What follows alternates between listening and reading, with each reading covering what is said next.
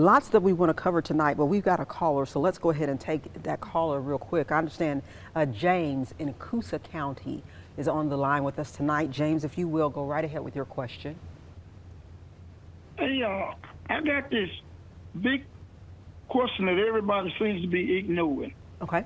My question is, I understand that they're picking up a lot of people that don't need to be over here, but it don't seem like they are checking to see if they over here illegal or legal.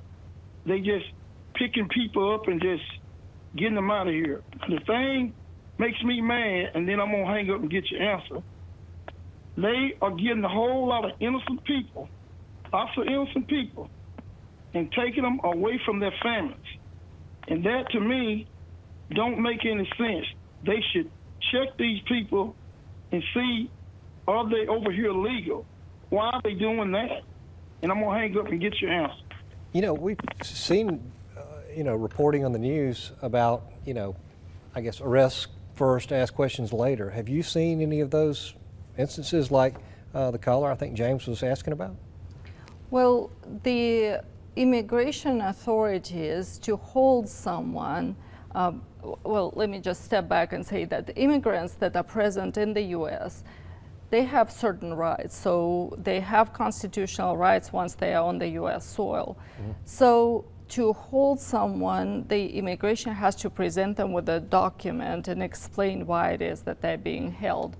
And so the document usually that they're being served is the notice to appear. Mm-hmm. And in that document it states that it has numbered paragraphs, and it is similar to a criminal complaint. It goes on to explain that the person is present in the U.S. and they are not a citizen or national of the U.S., and they might be a citizen and national of another country, say Spain or El Salvador, and they are being held because, and then it has the numbered paragraphs that are explaining the statute under which they're being held. So they have to be presented with a document that explains what it is they're being charged with. And you are seeing folks who are, they are being charged, or I'm sorry, they are being presented with the correct documents from what you're saying. I understand that it takes the government time to process that document, but if they're going to keep someone in detention, they have to present them with that document. James from Cusa County, we appreciate you calling from Cusa County. He asked, I think what he was asking is, sometimes you've seen reporting about there being ICE raids, immigration raids.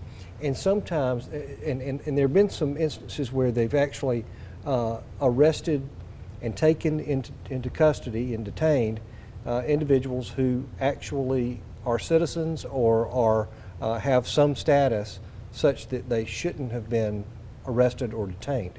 And so we were talking over the break about that. Can you kind of explain to our viewers kind of the distinguishment there? You talked about there being 48 hours for ICE to detain somebody before charging them. Can you just clarify that for us? So normally when clients come to us, we do not spend, our practice is not targeting the unlawful arrests of the illegal immigrants. Let's say that usually by the time they get to us, they're already in Louisiana and they have been served or about to be served with that notice to appear. Mm-hmm. Now, I do know that the government can keep an alien for 48 hours when they were, for example, being released from jail or prison. The authorities can keep them for 48 hours pending ICE picking them up or serving them with the proper proper documents and doing all that paperwork. So 48 hours is the cutoff. Okay, which is good to know. Yeah, and if they don't charge them within 48 hours, they have to release them? That's correct, yes. Okay. And so then if a person is a citizen, of course, that's an absolute defense in immigration court. I'm a citizen, and therefore none of this applies. Absolutely, absolutely. Well, James, thank you for that question, because Yeah. I'm sure as you said, a lot of folks are wondering. So thank you for being bold to ask it. We appreciate that.